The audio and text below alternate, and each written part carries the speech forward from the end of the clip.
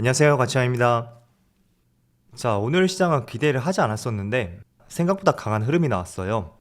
그동안 워낙 많이 빠져서인지 모르겠지만 어쨌든 코스피 코스닥 모두 1% 이상의 상승이 나왔고, 특히 코스피는 동시효과에 많은 수급이 들어왔고 종가가 최고가에서 마무리가 되었습니다. 그리고 코스닥도 종가가 거의 최고가에서 마무리되었고 715포인트로 오늘 1.3%의 상승이 나왔었네요. 자, 이어서 코스피의 상위 종목들을 보면 오늘은 에너지 솔루션을 제외하고 전 종목이 빨간불로 마무리가 되었어요.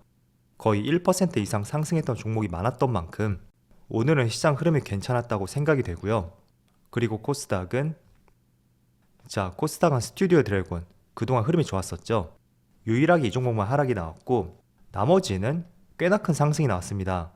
그동안 약세 흐름이 나왔었던 2차전지 관련주들 LNF가 5%가 넘는 급등이 나왔고 또 첨보도 3% 이상의 상승이 나왔어요. 그리고 이어서 코스피의 수급을 보면, 자, 오늘 외국인의 소폭의 순매도가 나왔고 기관이 금융투자를 중심으로 많은 매수세가 들어왔습니다. 일단 금융투자를 중심으로 매수세가 들어왔기 때문에 이게 또 빠르게 순매도로 전환될 가능성도 있어요. 그렇지만 어쨌든 최근 한 달 내 수급을 보더라도 기관이 한 달 내에 가장 많은 매수세가 들어왔습니다. 그리고 코스닥도 기관에 많은 매수가 있었고 외국인도 같이 매수가 들어왔었네요. 그래도 거래 대금은 또 역대 최저치를 경신했습니다. 그리고 삼성전자는 오늘 기관에 많은 매수가 들어왔고 외국인은 여전히 4거래일 연속으로 순매도가 이어지고 있습니다. 그리고 하이닉스는 수급이 삼성전자하고 비슷했던 것 같아요. 기관만 나홀로 순매수가 들어왔고 외국인은 여전히 순매도가 나오고 있네요. 그리고 삼성 SDI는 무려 15거래일 만에 기관에 순매수가 들어왔고 외국인이 소폭 순매도가 있었습니다. 그리고 유일하게 시총 상위 종목에서 파란불이 들어왔던 LG 에너지 솔루션, 역시 기관과 외국인의 동반 순매도가 있었네요. 확실히 최근에 수급이 좋지 않은 것 같아요. 그리고 내년에는 보호예수 물량이 풀리는 만큼 조심할 수 있는 종목이 돼야 되겠죠. 자, 이어서 주체별 매매 동향에 대해서 살펴보도록 하겠습니다. 12월 22일 외국인이 가장 많이 매수한 종목은 LG전자, HMM, LNF, 현대차, 아모레퍼시픽, 이런 종목들을 차례대로 매수했고 굉장히 골고루 매수를 했던 것 같아요. 그리고 기관은 삼성전자, SK하이닉스, LNF, 네이버, 하이브, 이런 순서대로 매수를 했었네요. 자, 이어서 해외 증시를 보면 어제는 반등보다는 하락이 안정화되었다고 생각이 되었지만 오늘은 미국 증시가 일시적인 반등이 나왔어요.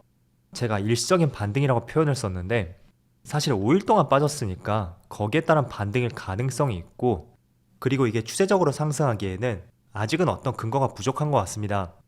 그래서 때문에 기술적인 반등일 가능성이 있다고 생각이 되고, 자, 그렇지만 또 다른 한편으로 본다면 그동안의 하락이 나왔던 이유, 그게 경기 침체 이슈도 있었고 또 연준이 생각하는 금리 상단이 올라감에 따라서 그게 일주일 동안 주가에 급락이 나왔었던 주된 이유였다고 볼 수 있어요.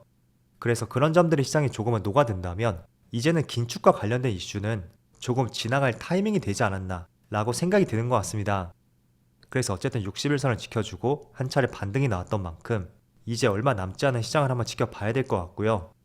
그리고 나스닥은 1.5%의 상승이 나왔고 다행히도 직전 저점을 이탈하지 않고 조금은 돌아서는 모습이 나오고 있어요. 그렇지만 여기 이평선을 보면 저항으로 많이 작용될 가능성이 있고 또 매물대도 있죠. 때문에 오늘 반등이 나왔다고 해도 그렇게 썩 달가운 반등은 아니라고 생각이 드는 것 같고, 그리고 다우지수는 마찬가지로 1.6%의 상승과 함께 그래도 나스닥과 S&P 500에 비해서는 흐름이 괜찮죠. 그래서 전날 미국 증시가 상승이 나왔고 그런 영향이 국내 시장에도 연결이 되는 것 같아요. 그래서 코스피 코스닥도 상승이 나오고 있고, 아시아 증시를 보더라도 일본도 0.5%, 대만은 1.4%, 중국도 소폭의 상승이 나오고 있습니다. 그래서 오늘은 모처럼 글로벌 증시가 빨간불을 보여주었던 하루였고 그게 올해 남은 기간 동안은 조금은 이어질 수 있기를 한번 기대를 해보겠습니다. 그리고 추가적으로 일정을 살펴보면 오늘 마이크론 테크놀로지의 실적 발표가 있었어요.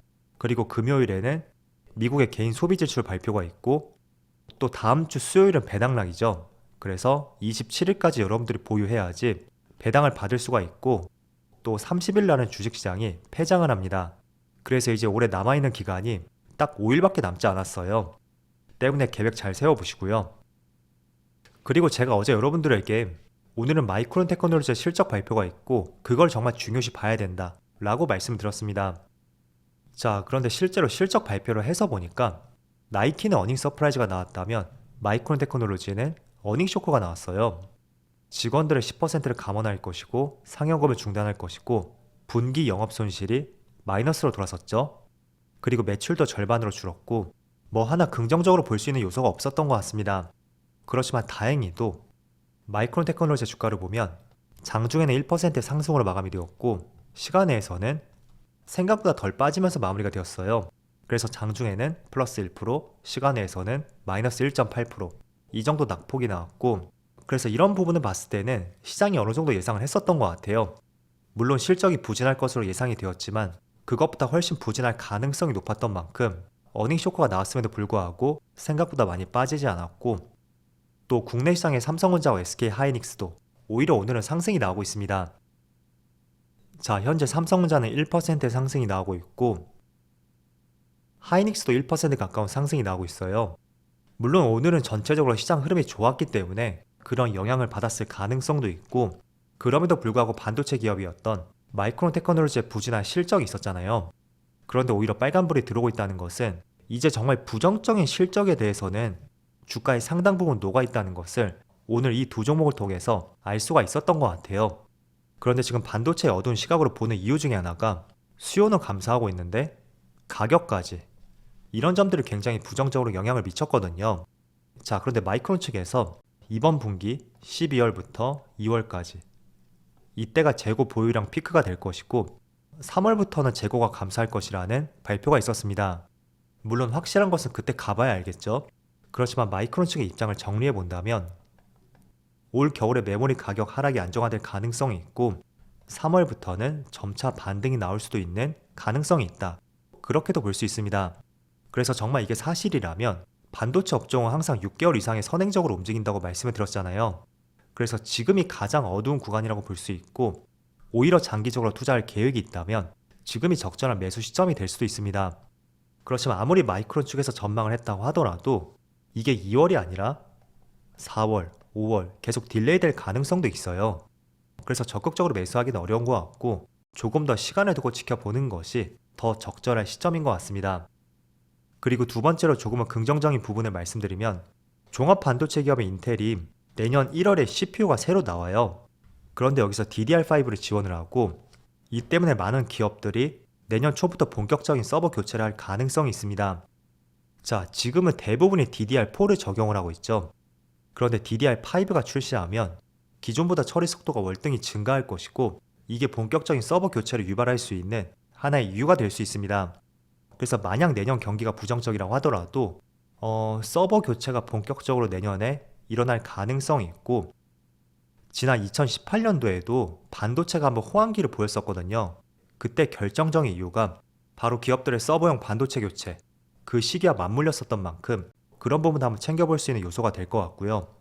또 마지막으로 세 번째는 자, 지금 중국에서 위드 코로나를 진행하고 있잖아요. 물론 지금은 확진자 수가 크게 증가하고 있고 오히려 백신이라든지 의약품 이쪽이 조금 더 두각을 나타내고 있습니다. 그렇지만 잘 생각해 보세요. 이런 시기만 지나간다면 확진자 수는 분명히 줄어들 것이고 본격적인 중국 시장을 중심으로 다시 소비가 살아날 가능성이 있습니다. 자, 지금 전 세계 시장에서 경쟁력이 있는 국가 중에 중국이 마지막으로 위드 코로나를 시행하는 하나의 국가라고 볼 수 있어요. 그래서 어쩌면 내년에 경기 침체가 온다고 하더라도 이런 부분은 분명히 부정적인 시장에 대한 긍정적으로 볼 수 있는 부분이 될 수 있다. 그렇게 보시면 좋을 것 같습니다. 자, 결국 중국도 거의 3년 만에 위드 코로나를 시행한 것이고 분명히 지금 혼란한 시기를 지난다면 소비가 늘어날 가능성이 있을 거예요. 그리고 국내는 중국에 대한 의존도가 높고 수출도 제1위 국가죠. 그래서 그런 점들을 본다면 오히려 내년에 경기 침체가 온다고 하지만 그거를 상당 부분 상쇄시킬 수 있는 재료가 될 수 있고 타이밍도 맞아 떨어지고 있는 것 같습니다. 그래서 마냥 경기 침체를 단순히 단어 그대로 보지 마시고요. 내년 초부터 본격적으로 반도체 서버 교체가 발생이 될 가능성도 있고 또 중국 시장을 중심으로 소비가 증가한다면 중국 의존도가 높은 국내까지 분명히 긍정적인 영향으로 다가올 것입니다. 그래서 이런 부분들은 경기 침체를 상당 부분 상쇄시킬 수 있는 중요한 재료가 될 수 있겠죠. 자, 그렇지만 지금 당장에는 이제 막 위드 코로나를 시행했던 만큼 의약품 관련주들, 이쪽 업종들이 강세를 보일 것 같아요. 그래서 지난주에도 말씀을 드린 것처럼 감기약 관련주들, 이번 주는 대체적으로 쉬어가고 있는데 저는 한 차례 더 시세가 나올 가능성이 있다고 생각이 되고, 그런 업종들을 이제 며칠 남지 않은 연말 동안 한번 관심을 가져보는 것도 좋을 것 같습니다. 그리고 추가적으로 오늘 애플카 관련주가 다시 한번 강세 흐름이 나왔어요. 오늘 LG그룹 측에서 애플과 협력을 위한 공동 협의체를 꾸렸고, 이게 먼저 애플 측에서 제안이 왔었다 라고 발표가 있었습니다. 그래서 출시 연기로 조금은 꺼져가는 불씨가 다시 한번 애플과 관련주들, 특히 LG전자하고 현우산업, 이 두 종목이 강세를 보여주었고, 다시 한번 새롭게 관심을 가져볼 수 있는 하나의 좋은 재료가 될 것 같아요. 그래서 시장은 어둡다고 하더라도 또 관심을 받는 업종과 테마가 있는 만큼 그런 것들도 꾸준히 발굴해 보시고 관심을 가져보는 전략도 상당히 유효할 것 같습니다. 자, 그럼 오늘도 정말 수고 많으셨고요. 저는 내일 영상에서 다시 찾아뵙도록 하겠습니다. 감사합니다.